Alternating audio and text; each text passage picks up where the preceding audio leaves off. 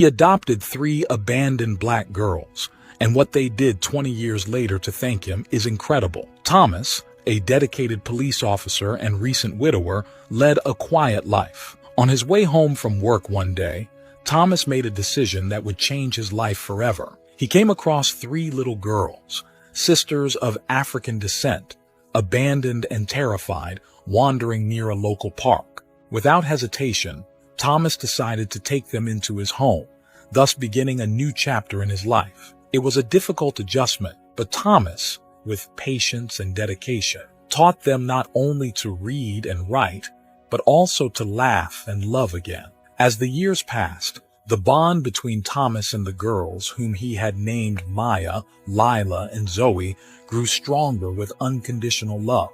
But what these 3 sisters did 20 years later to thank the man who had saved them is beyond imagination, and you're in for a real shock. So, today we're talking about adoption.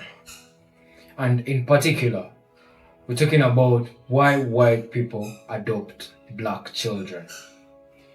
They do for quite a number of reasons, as you can imagine. Some white people don't want to give birth. Black families are purged by poverty and parents can't take care of their kids, so they end up abandoning them or leaving their children behind and just search for a new life. Quite a number of reasons, as you can also imagine. Another one of them that I can say is due to many wars in Africa and all around the world, African children find themselves displaced. It's quite a number of many reasons. But first things first, what is adoption? I'm not raising black children. I'm raising children. I'm not raising black men. I'm raising men. And whether you are black or you are white, no matter what race that you are, there are certain things about being a man and being a good man when it comes to character and integrity and safeguarding the helpless and sticking up for those who need it and being a good man of reputation. None of that has to do with skin color. Everything has to do with the character of the man. The beauty of being a man of faith is we were called for a time and a family such as this. This is exactly how God created us to be. This is exactly how my family unit was supposed to be. Before I was even born, this is exactly how it was supposed to be. Before you were even born, he knew that you were chosen for me and mommy. And he knew that you were going to have your skin color. And he knew that I was going to have my skin color. And there's beauty in that. And it's unique to a lot of people. It might be foreign to some people, but it is absolutely beautifully God ordained. And it's something that is going to be a part of our testimony. It's something that is making impacts through a butterfly effect that we don't even understand yet, whether it be people that see me from afar, people that see the way that I love you, the differences that we do have compared to if we did have the exact same skin. Before we dive in, what is adoption? What do you understand by the term adoption? We have an expert with us who is about to tell us what adoption means in detail. But first, let me just give you a sneak peek of what adoption could mean. Adoption is the process where a person or a couple voluntarily takes on parental rights and responsibilities of a child. Let's get to hear more from her. Adoption is full parental rights. That child is yours. No one can come later to claim that child. That child is yours just as if you gave birth to that child. Got it. So no one can walk into your home in a way, well, not to say no one can claim. I mean, you can have a relative say, I can do better than Ikuya. Ikuya's not taking care of her kids, so I'm going to file for custody. But you have parental rights. Custody is almost like temporary. It's guardianship. You are, for that moment, caring for the child, so you need some legal rights to make some decisions, but the child is not yours. You're not regarded as the parent. So you see that even with forms, you can either choose guardian or parent. And it's a reminder that if it's guardianship or custody, you're not the parent. At any point, someone else, be it the biological parents, can come and regain custody. Why do white white people adopt black children? It's a real question for me. Last week, I took my mother to get her eyes checked, and while we were in the waiting room, there was a white lady in front of us with a black child. This kid was a handful. He was running up and down, he was yelling, he was screaming, and apparently he was in some sort of pain. This lady, mortified because again this kid is making a scene, she turns around and tries to apologize, and I try to calm her down and I ask, "Hey, is that your son?" And she says, "Yes, I adopted him." And all I said was, "Thank you. Thank you for giving love to a kid even though he looks nothing like you." She let out this deep breath, almost relieved, and she said, "Thank you for that because sometimes I don't know if I made a smart decision. I love my son, but many people have judged me for adopting a kid that doesn't look like me." And then I asked her, "Those people who criticize you, how many kids have they adopted?" And she said, "None." I've always found it interesting how people who have the least intention of doing anything have the most to say. All these kids want is a family who loves them. It doesn't matter what they look like. And somehow y'all find a way to make it about yourselves. Now go ahead, ask another stupid question. So I want to dismantle the belief that adoption should only be of the same race. Whites should adopt whites and blacks adopt blacks. Nope.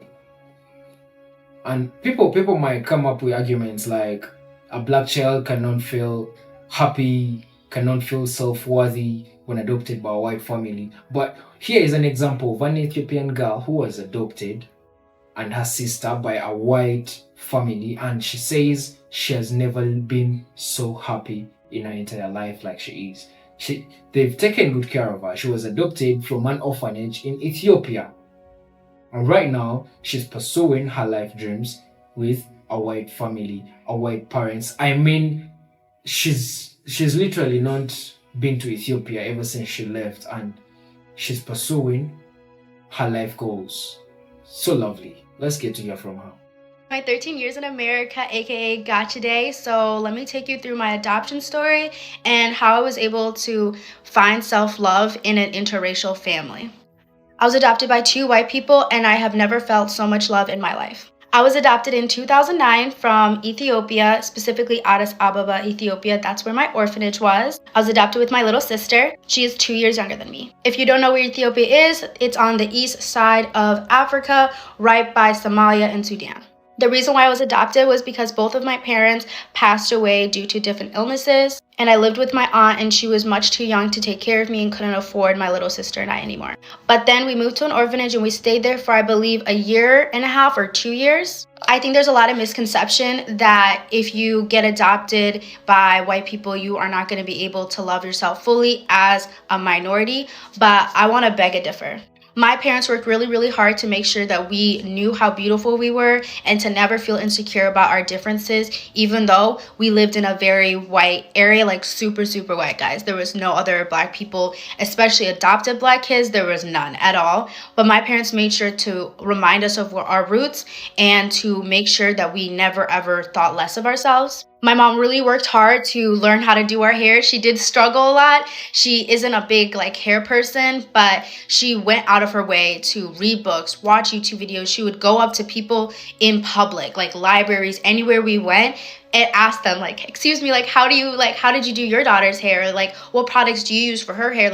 And my mom's a very, very shy person, guys. And for her to go out of her way to go up to random women in public is insane. She does not talk to people. So that makes me kind of cry because that must have been really, really hard for her. But that just shows just how much she cared about learning as much about us as she can to make us feel as loved and beautiful as we could. So growing up, I was completely homeschooled. I only went to school in kindergarten and then I went to school for 1.5 years in high school. But most of my time was at home and I had no other women that looked like me, not even black women, let alone Ethiopian women. So the way I was able to learn about myself, learn about my hair, learn about my skin, my history was all through the internet and watching YouTube videos and seeing other women being confident in themselves, and it made me confident in myself. I felt very insecure in my skin color just because there was some really mean kids that would say very, very rude comments, but they were kids. Yes, it's not acceptable, but they were kids that lived in their own little white bubble and didn't understand that other people looked different from them.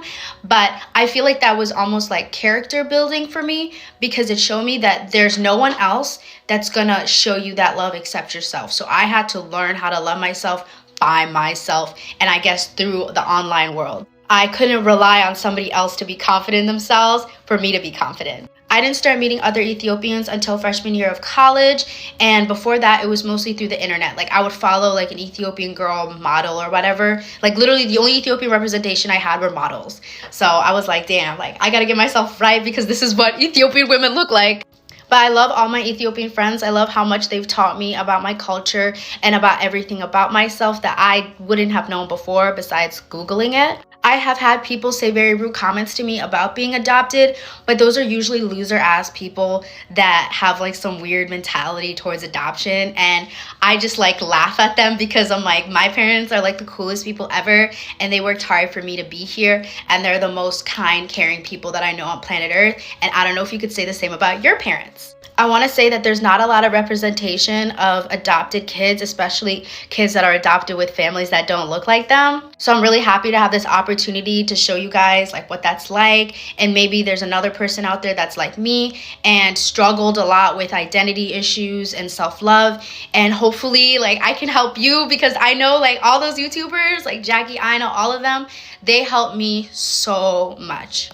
I want you guys to know, if you're adopted, don't ever feel pathetic. Don't ever let those people tell you like you're something that you're not. Don't let people make you overthink about what your old family used to be like. Like nothing that happened to you is your fault. Even if your parents are no longer here, they could not take care of you for whatever reason, none of that is your fault. And I feel like that's where a lot of adopted kids start feeling insecure. They start thinking everything's their fault. They start having a lot of abandonment issues. No one's leaving you. Just know that. Nobody's leaving you. Like, you're gonna be okay. But yeah, I just wanted to share my little story with you guys. I'll see you guys later. Okay, look, what color's daddy? What color am I? What color are you? You're brown. That's right. Good job. Is daddy brown? No? Is daddy a different color? Yeah. Yeah. You're yellow. I don't think adoption is inherently unethical. I don't think transracial adoption should be banned.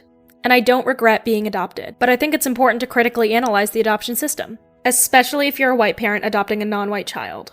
You can go into adoption for all the right reasons, with love and a desire to start a family, and you can also still be participating in a flawed system. Those things aren't mutually exclusive. It's important to recognize that you will knowingly create a dynamic in your family where you will have white privilege and your child will not. I know plenty of people have talked about how colorblindness is a really detrimental way to talk about race, and this is just another example of that. Telling your child that you don't think of them any differently because they look different from you is not helpful. Race and ethnicity are a fundamental aspect of our identities that we can't change and we're always going to be aware of on some level. Ignoring that is harmful.